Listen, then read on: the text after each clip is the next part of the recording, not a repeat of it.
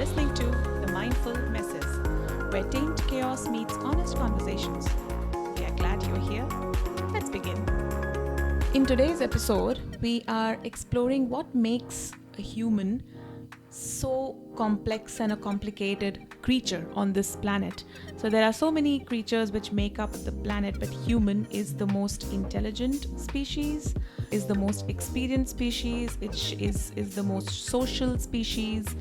And what makes us what we are, and how that is driven by environment around us, influences, company, some happenings which happen in our life, some experiences which we go through, and then sometimes we are forced to take some choices, but sometimes we just make a choice because that's what it is in that situation.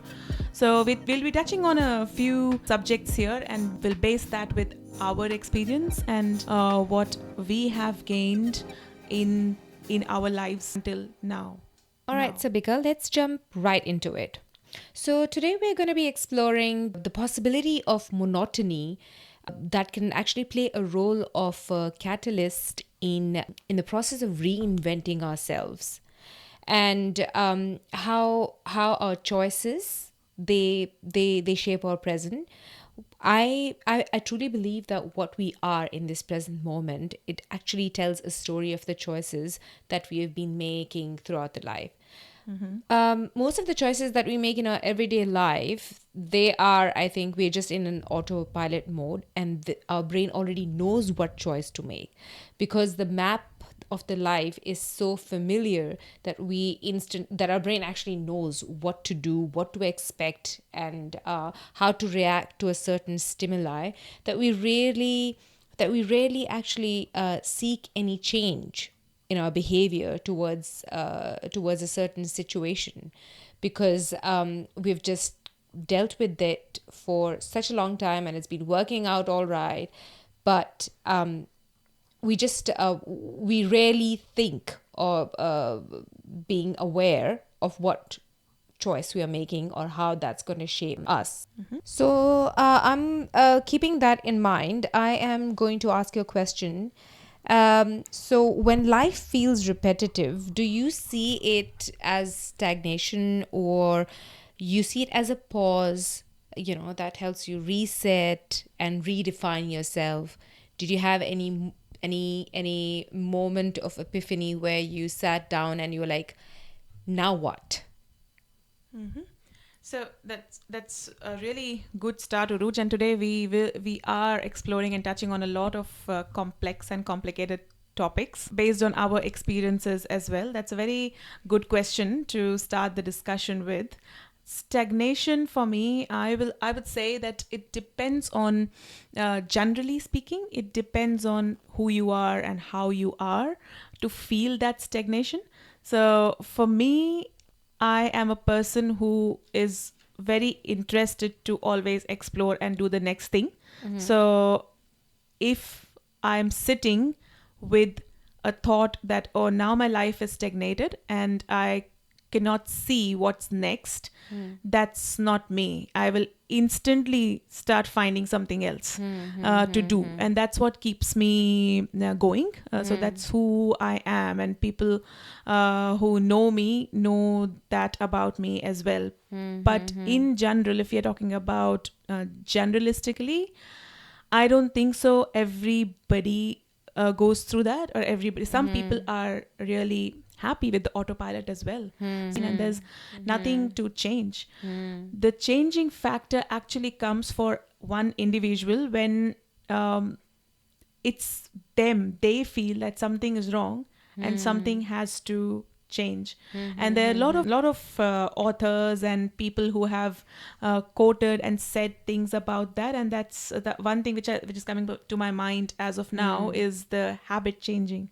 So it's how you change your habit, because habits are very easy. You just wake up in the morning, you go to the freshen up, and then you brush your teeth, and then you make your bed, and then you go and prepare breakfast, and then you go out to work if that's what you do. So but then if you have to change that routine, you need to form a new habit, and then you need to include that habit into your other habits going on, so that's what it is. Yeah. Well, I do have a bit of a disagreement. Like you said, that most of us are in autopilot mode, and most of us are, or most of people around us are happy with autopilot mode. I don't think they're entirely happy, but I feel that that autopilot mode is a safe space for them. I was going through a few articles on Instagram today, which actually made this belief a little stronger as well. So if someone is being faced, or someone is actually even slightly questioning the monotony or even the autopilot mode, that the daily activities that make our days, they don't really act towards bringing a change, because that is making a choice. And when you make a choice to bring a change, that involves that your brain actually tells you you're going to an area that is out of your comfort zone. So we choose to stay in that monotony so that we can avoid the struggle that we have to go through in discovering what could be different. And I think in order to bring change, we need to be flexible. I think we were speaking about this yesterday, that we were both going through the book Be Water, My Friend. I found a story very interesting where so Bruce Lee's daughter has actually shared the teachings of Bruce Lee, and in that she shares that how he used to go for training, and how his teacher used to give him an example of an oak tree and a bamboo tree. So the oak tree basically, what it does that so the oak tree will eventually, it snaps under strong wind, while a bamboo survives because it moves with the wind. It basically depicts flexibility and getting rid of rigidity in order to explore those uncomfortable situations, and that plays it plays a major role in reinventing yourself, taking ownership for the choices that you might have to make to bring about a change. But most of the people, they think they're happy, or they might actually be happy, you're right, but I do feel that they're not entirely at peace with it. It's just a safe space, and they've just come to a conclusion that that's how life is. That's right. And then when we're touching on choices, it's not I strongly believe we should own our choices. Yes. That's my WhatsApp status as well, to just quote that I am very happy of the choices I've made in my life, and whatever I am is because of my choices, and I own them. But sometimes the choices are not ours; they are forced on us as well. And yes, when we are in the result of the choice either we have taken or it was forced on us, it still becomes the norm of our life. And yes, it's very, very difficult to come out of the comfort zone, as you said. Yes.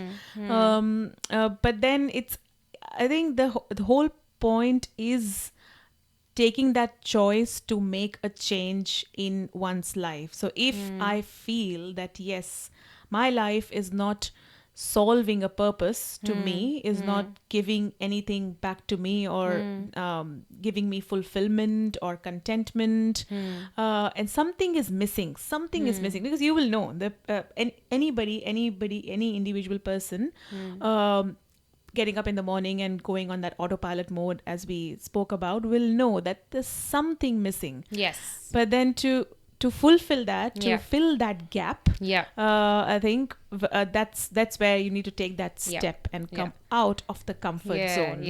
So finding something new, what you want to do. It's sometimes you don't even know what is missing. No. So it's just trying certain things.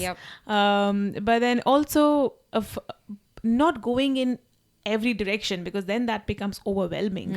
So just try one thing out, take one step for a few days, and then see if that's what is there. If not, then stop that, do something else. But I think the whole point of in the society also is, if you do something and you fail in it, and then you try something else and then you fail again, and then you try something else and then you fail again, it is termed as you are a failure. Yeah. And you are trying different things, Yeah. and then nothing is working. Yeah. So you're trying the other things. Yeah. So it just become, it's I think it's the acceptance of the society as well, Yeah. where trying different things and failing is termed as wrong, or Yes. something which you should not be doing. So I Yeah. think as Play a it safe. Yeah. whole society, Yeah. we should change, and Exactly. we should accept more of this, Yeah. of trying Yeah. and reinventing, as you said Yes. earlier Yeah. as well, reinventing myself. Yeah. I'm doing this because I would like to reinvent myself. Maybe something good comes out of it, and then I stick to it for all of my life. But then who knows? Yeah. All of my life is long, so it changes with circumstances. Certain things, like even when I say choices, certain things are just not in our control. So certain things just happen. A big nature, universe, God, the supreme power, whoever you talk about, but then certain things just happen, and that changes our life's Yes. routine, or whatever is happening in our life, and forces us to make some choices. So Yeah, that's actually when you spoke about failure, it's a very good point. I'm so glad you brought that word up. I was listening to Yuval Noah, the author of Yuval Noah Harari. Yes, so Sapiens, that's the book I'm Sapiens. reading now, right Yeah, now, again, the 10th anniversary edition. Yeah.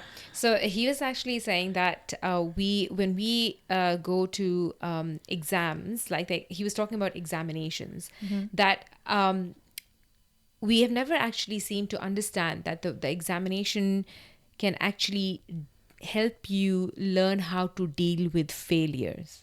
Right? Yeah. So because That's a we have schooling been system. Yeah. So, but because of the schooling system, because of the grading system, the examination is so much, it's like a trauma in our heads that the exam means that failure is not even an option. Exam means that you need to get good grades, and you need to and those good grades are going to be responsible for the success in your life. But no one has actually focused, or very little people focus on the importance in this way, is that it might actually help us in dealing with failure. Failure can teach us what we didn't do, or what happened that we wouldn't do later on. Right. So basically, we talked about this quote yesterday. I think it was by Carl Jung, that I'm not what happened to me. I'm what I chose to become. So basically, all those, because in any choice or in any circumstances, the role of fate is inevitable. Right. So anything can happen, but what you do, or what you make out of that of whatever happens, actually depends on you. The reaction to the reaction circumstance. towards yes. And that it has been touched by a lot of other great authors and psychologists. And the one, when you were talking about Carl Jung, I was just thinking about Viktor Frankl. He was a Holocaust survivor, very well known. Everybody knows about him, and most of the people even listening to this podcast must have or might have read the book Man's Search for Meaning. So that's what it is. Like, the things happen to you, but then what you do with it, what you become with those circumstances, and then choose to lead your life, is all in your hands. And man is, or human is, very powerful to do that. But then it also actually happens when you find a meaning of why you're doing this, why what is happening to you has happened, and then the next thing which you have to do, you need to find a meaning and a purpose. So that's what drives you, because and even personally, I would say, not talking in a lot of detail, we can cover that in another episode, but of my personal trauma and incidents which have happened in my life. And then how I choose to live Yes. after that, and what I Yeah. did after that, how I came out of it, and how I led my life after that, how the choices were based on what that incident was. So yeah, things happen, but yes, how Yeah. you. And I'm so proud of you how you dealt with it, because I think most of the problem, or like this, we start looking towards solutions or how to move on after we accept a situation. And I think that acceptance in any situation is the hardest part. Because I think once you accept a situation, or accept the suffering that you're going through, which is hard, it's not easy for anyone, Yeah. you do gain a bit of a clarity, and that is when you start to add meaning to what is left of you, or what is left of your life. So most of the time we keep on saying we need to find a purpose or find the meaning. But I think it's more about adding meaning to what we are doing at present. And I think when we start adding meaning to it, every day is a new day. It's like you're not stepping into the same day, or you're not stepping into the you're not stepping as the same person to the next day. I'm very picky about friends, and I'm very fortunate to have good friends in my life. Very few, you know that, but good ones. So when I became pharmacist, and like when I went through all the exams, I knew that I was like, I remember I was super excited that, because that was the goal. That was the goal, that I've done my degree, and this is what success is. And once I get there, once I become a pharmacist, I'm going to be super happy. Right?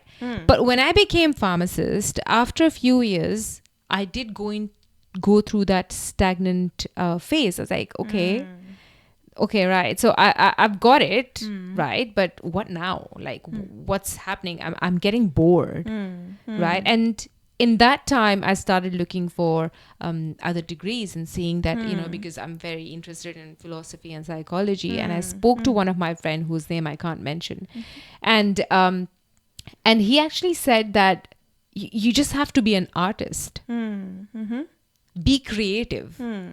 So, but in our mindset, it was like, oh, okay, pharmacist is just like dispensing scripts and this and that. But once you think of being artistic, even in the most seemingly boring profession, it's a whole new thing.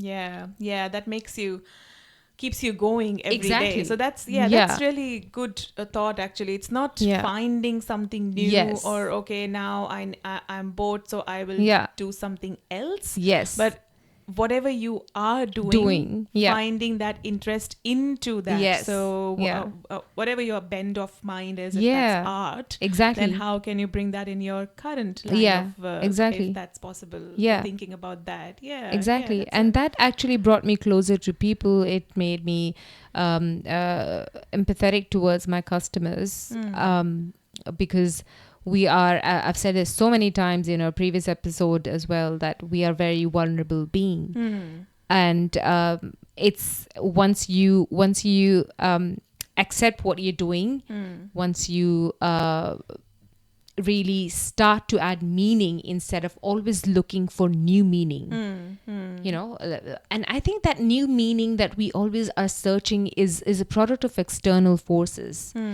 So much information available, much information available. In the information era. Yes, exactly. Our generation is crazy. And the standards, they keep changing for success.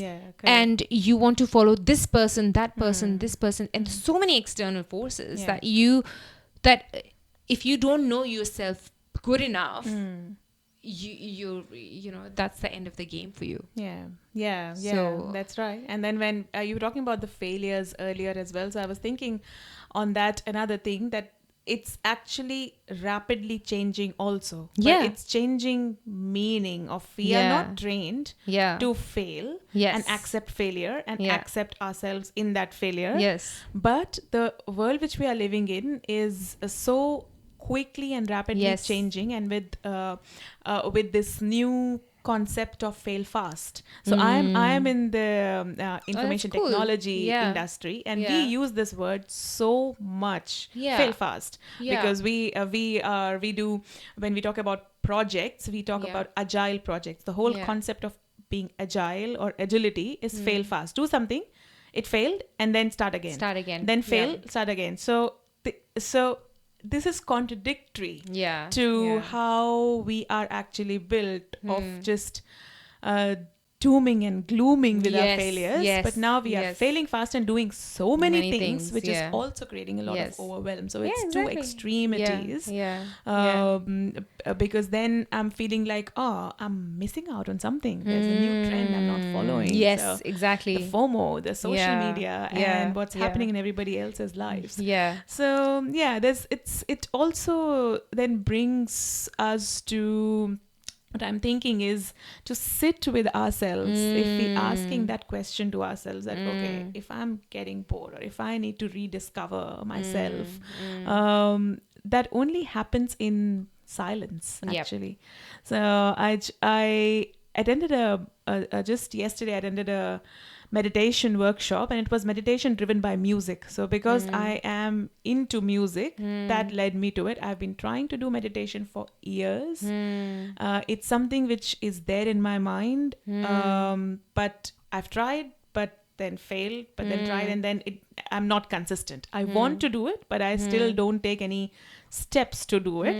I wake up in the morning, yes, but I go out for walks, yes. and then exercise. But that I know that morning I could just sit in with myself, just in peace, and meditate. But it's just also a word, meditation. Yeah. It could be just living in the moment, and that's not Exactly. necessarily have to be a practice. Yes, yeah. Also in the Yeah. morning, in the afternoon, in Yes. the evening, before sleeping. No. Yeah. But just finding that time to spend or talk to yourself, to Yes. see what's going on Yes. inside. Yeah. Yeah. And if there's a turmoil, then you need to do something about it. Otherwise, life is just going on. That's it. So, That yeah. is so right. And you know what? I have actually been I've fallen prey to this the trends that go on. You know that hey, everyone's doing this. They're doing full-time job as well as they're running businesses and different hobbies. And you've seen me doing that, right? Like I went to the making the dessert thing that I did, then painting pots and things like that. It kept changing. I kept jumping from one thing to other. It was. And I did not realize it at that time that it was basically not something that I was trying to do to connect with myself. It was something that I was trying to prove. It was some kind of validation that I was trying to seek. I don't know from where I was trying to seek, but I was just trying to prove a point that I can do everything. And that led me nowhere. And you actually have to drop really deep down to get up again. And that's what happened to me. I really went really deep into like a bit of depression as well, that what am I doing, like is this what I really am, is this who I really am? And that actually changed a lot of things for me, and I started focusing on reading a lot, because that was one thing that I have been so consistent about. And I was like, this is what I'm made to do. And then I was like, okay, how can I add meaning to this reading as well? The kind of books I read, right? And I started implementing that in my conversations with people at work. And that encouraged me even more. And I was like, okay, this is what I am, and this is what I need to invest in. Yeah. And for you, like you did meditation with music, that's how you added meaning to your hobby and your part-time career as well. So it could be actually the same thing. And you can, if you add meaning to it, it just becomes an entirely different thing the next day and every day.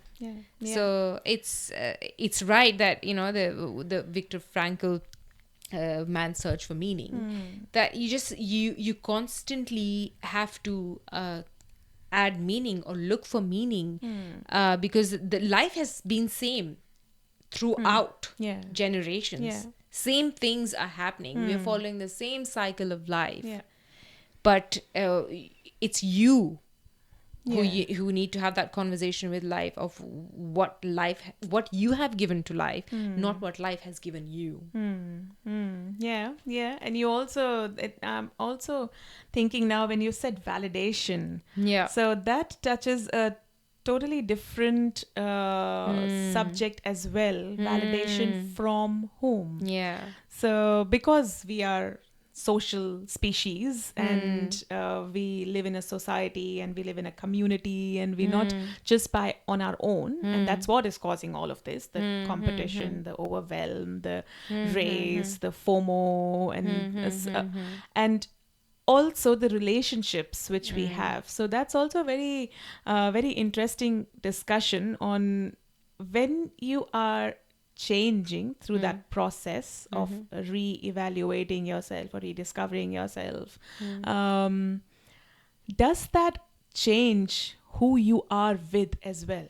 Or in the other way, when you are doing something, is that influenced by the people around you who you are with as well? Because famous people have said that you are exactly how the top 5 people closest to you are. You are a combination of how the top 5 people are. I think it's Tony Robbins, if I'm quoting correctly, who has said this. He's a coach here, and an influencer talker. So he gives a lot of workshops and speeches and courses, and I hear him on podcasts a lot. So I've loved his work. He's quite old now, so he's around 60 years, so he has lived with all that experience. So you are a combination of the top 5 people in your closest circle. So then is your then choices, if you're talking about choices, and then your behavior or because of those choices, is that driven by the people you are with? And then when you change your choices, does that change the people as well? And then how we deal with it? That's a very good question. I'm just gonna come to this. We spoke about the Carl Rogers thing, that how the need to when there's a need to look for positive feedback always, or validation, that actually plays a major role in suppressing our actual personalities. Right. So if you are in a certain group of people, as you said, we are social animals, and we thrive. And the reason that we have made it so far, the human species, is because we are able to operate and even cooperate in larger groups. None of the other animals, they are capable of doing that, but human beings can. Right. And one of the other interesting thing that I came across is that your sense of or your feeling of being an individual, you only feel that of being different, of being unique, when you are among people. You don't feel that when you're alone. When you are among people, that is how you get to know how you're different from others. But the main point for that is that you need to know yourself.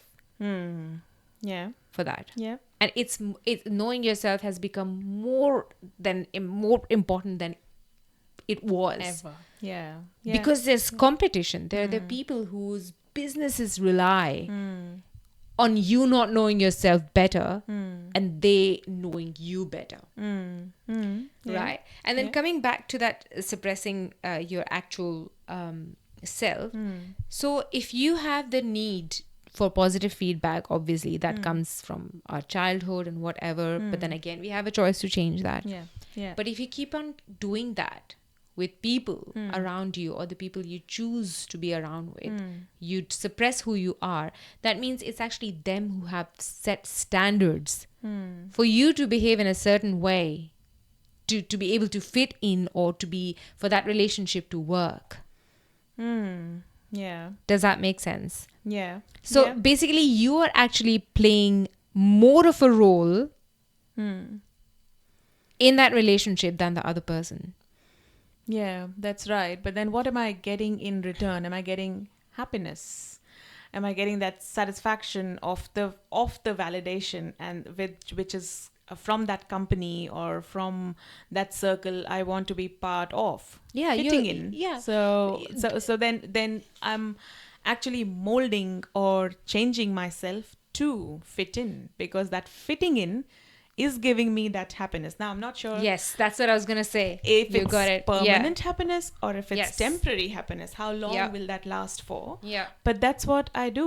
But I have different faces, if I say, and that's not talking about I'm not authentic. Yeah. So It's not about hypocrisy. yeah, yes, but different faces in front of different people. So, but is there one person who knows me completely? No, that's only me. And that's So okay. I'm a different person in front of the people I work with. I'm a different person when I'm on stage. I'm a different person with my friends. And even in the friend circle, there are different groups. So I'm a certain person with certain type of a group and a certain person with certain type of a group. So it's, yeah. So you're constantly accommodating according to the needs of others.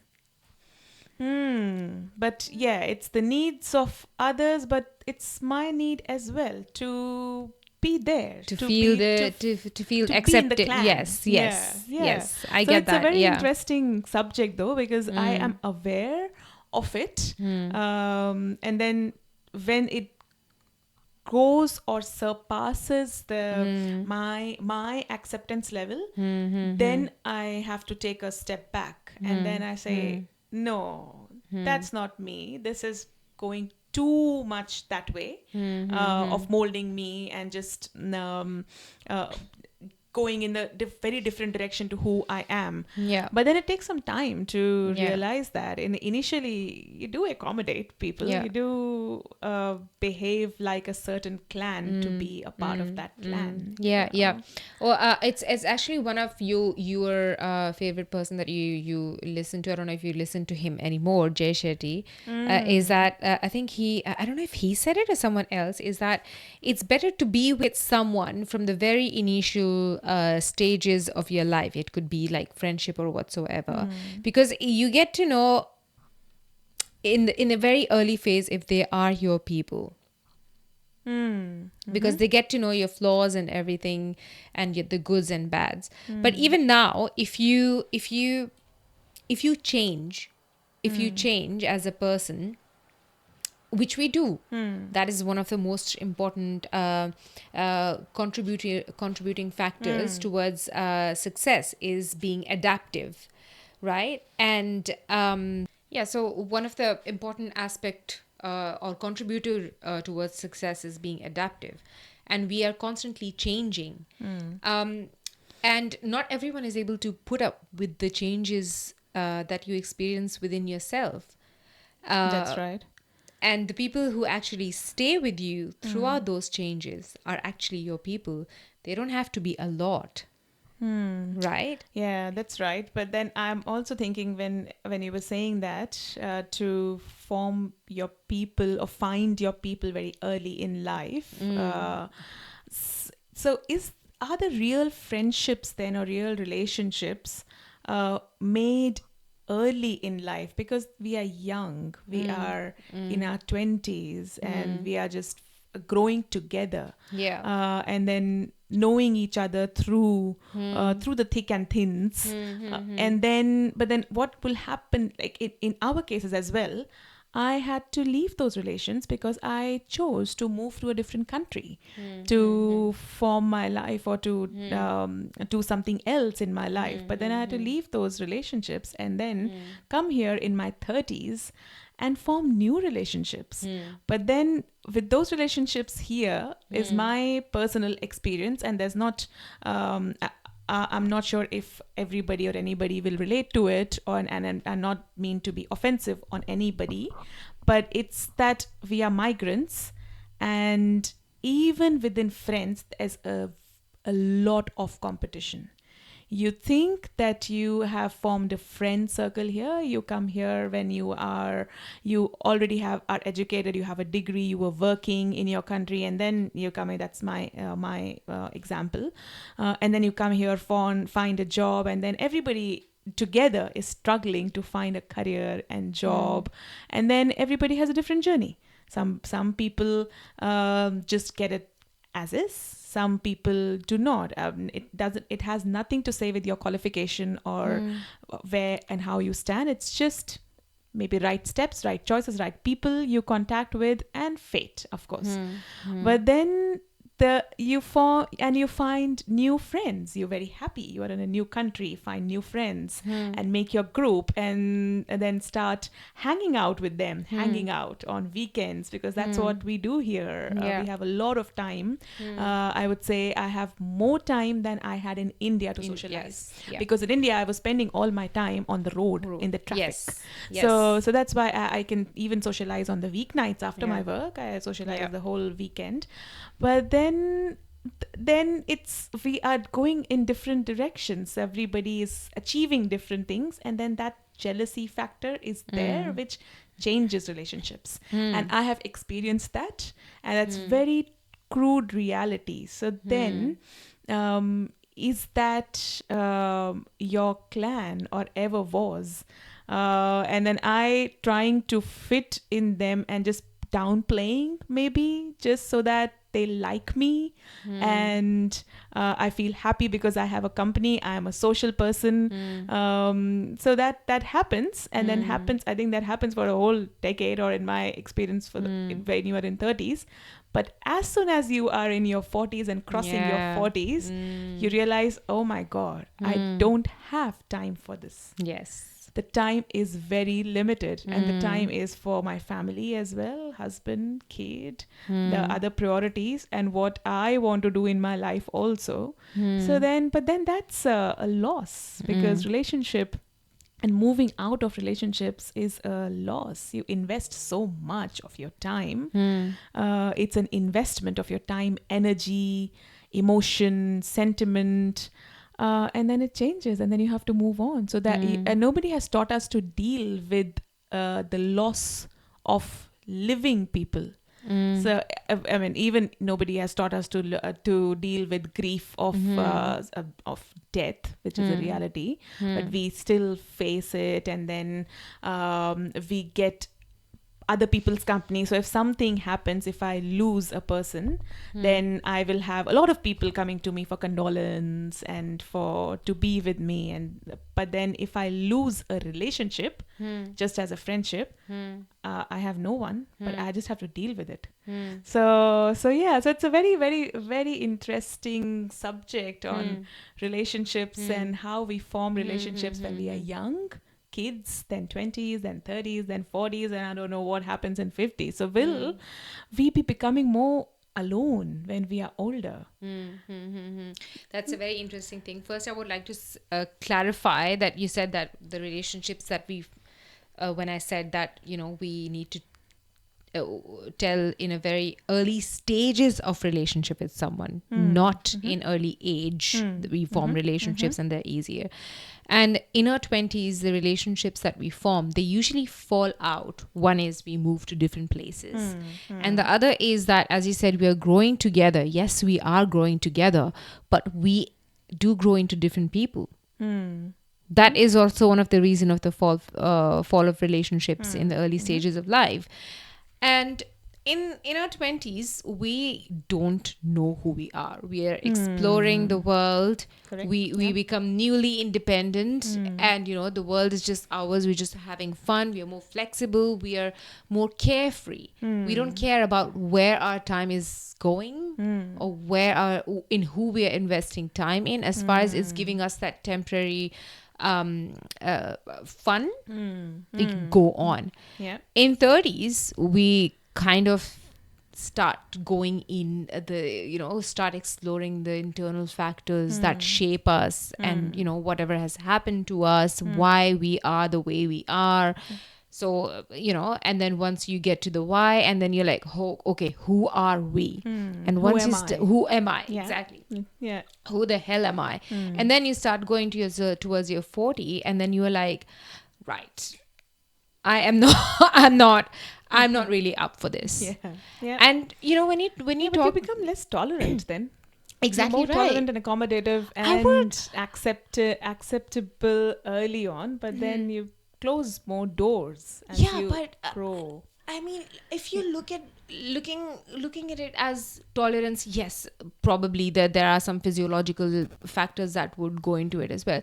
But I think it's a choice that we make to be less tolerant. I think it's a mindful choice, right? Yeah. Because you start to understand who you are, and you start to be comfortable with yourself. So you don't want to be around people who would actually make you uncomfortable about who you are. And like you said, the jealousy factor that you mentioned, I think that's a worse place to be in. They're not meant to be your friends who are jealous. You should be able to thrive in front of your friends, and your friends should be celebrating your growth. That is what true friendship is. Yeah, that's So exactly how it should happen. yeah, Which exactly. is a very, very good point. That is what a true friend is. Yeah, exactly. Who celebrate your success Yeah. and just not moan with you. So, Yeah, exactly. A few years back, with what happened in our life, this is something which John, my husband, told me that yes, it's a good culture that people come to you to mourn together, and you mourn together, and then you come out of that. But actually you have to deal with your own grief in your own way. Yes. So it's just the culture we come from, that everybody come together and are with you and cry with you. But actually your true friend is the friend who celebrate your success. So when you've achieved something, they are more happy than you are. So it's not just mourning with you in the loss, but actually celebrating your success. So that's a very deep thought. And at time I was like, oh no, I don't agree with that. But now I do after 5 years. So, I partially agree with it, because I think you being the kind of animals or the species we are, we do need people around us in time of grief as well. We're not comfortable sharing griefs with everyone. We do have to put a face in front of people at that time as well. But it's like coming back to choices. Viktor Frankl, when he was, that he was in a camp and he went through a lot of experiences, and so he shared a few stories. I'm not going to go into depth of the stories, but what his conclusion was is that because of the certain choices that he made, and he saw people making those positive choices in the worst, when they were in the middle of the worst situation ever. So he's like, I came to conclusion that a human being is actually capable of making a choice no matter what circumstances they're in. That is what is the freedom that we keep on talking about, is the freedom of choice. That you are capable of making that choice. The reason we fail to make that choice is, again, that we have to be answerable. We have to take the ownership of the choice, because with any choice that you take, you are responsible for that choice. And this is easier to play a blame game. Exactly, right. This is what is. This is how I am because of this person, that person, that circumstance. Because this happened. Because I was not able to step out of or move out of something. Because of responsibility. So it's always a because. But then if you are taking or making a choice in that situation, then you have to own to it. You have to own your choice. There's no other way. Exactly. And that's the fear. I think most people then don't make that choice. Yeah, as I said, the autopilot mode is exactly an easier one, right? It takes a lot of courage to self-reflect. It's not easy. Like I was saying, that self-inventing or self-discovery is a boring and a torturous process, and that's why no one really cares about it. But it is becoming extremely important to go through that process in the generation that we are living in. It's becoming important. And when it comes to when you said that, some people, they don't like, or they're not able to celebrate your success, or they don't they feel inferior by you, going up that ladder. I think there's a factor that could be behind, is that we sometimes do go into that phase where we think that everything bad that is happening to us, or anything that we're not able to achieve, is because we don't deserve it. And that goes into more of a self-defense thing, that the person feels less deserving than, and because of that, they're not able to come out and celebrate that with you, or even because there's or lots going on internally with that person exactly, as well. or even celebrate what they have in that moment. Yeah, and I also acknowledge and agree that it's a human nature. Even with me, if I will hear something, if, for example, me and my friend, very close friend, achieving something together, but then we are fighting for the same competition, maybe the same race or the same something, but my friend wins. So my instant human reaction, because we are human, and we are complicated, and we are complex, and that's what we are uncovering here. Exactly. So the instant reaction would be, oh no, I didn't win. Yes. Yeah. But then after that, in the second moment, what I choose to do is that choice. Yes. That's it. So, but then if I continue with that thing and saying that, and then I feel very gloomy, and then I feel jealous and negative, and all those vibes and vibrations come out of me. Yes. That's not good. Yes. That's not healthy. Yeah. And then people should not be around that vibration. Yeah. So then other person should make a choice of leaving and moving on that relationship. Yeah, it's not even like about being good or bad. Even when you are, that is also happening because of something that's unresolved within you. Yeah. So, most of the things basically are beyond good and evil. Even the origins of an evil thought, which is very natural. Yeah. But if you go into the origin, you are more aware. And when you're more aware, you're able to make a choice that you can benefit from. And people around you can benefit from as well. Yeah, that's very interesting discussion we had today. But, I think human is complex, complicated. We've spoken about choices and sitting with yourself. So I think what I follow, and in my experience, and also if something people listening need to gain out of this, is you are what you accomplish, what you set yourself to accomplish. And that could be anything, like you can be a gold medalist, or you can just be a very good mom, a very good cook for your family, and fulfilling that role. So whatever your definition of accomplishment is, and then your purpose to life, so giving back, I think that's where it comes to be. What if we keep on just accomplishing and ticking all the boxes, we still will not, somewhere we'll still not feel fulfilled. So I think the holistic human fulfillment is achieving what you set to achieve, your goals, and then giving back. So it's the purpose and meaning. So that's it. And going back to the choices, I want to share a story. I was just reading it before I came here for the recording. Is that the book that I'm reading, Becoming Myself. So he's actually sharing a story of a patient that he was seeing, and she was trying to resolve her differences with her father. So they decided to go on a short drive where her dad had to drop her to her college. So when they were going, the one problem that the daughter has with the father is that he's nagging and complaining about everything and this and that. So when they were driving, her dad started complaining about the side of the road, or it was kind of a river, and he said that there's a lot of litter in it, and how everyone is they're throwing trash everywhere and things like that.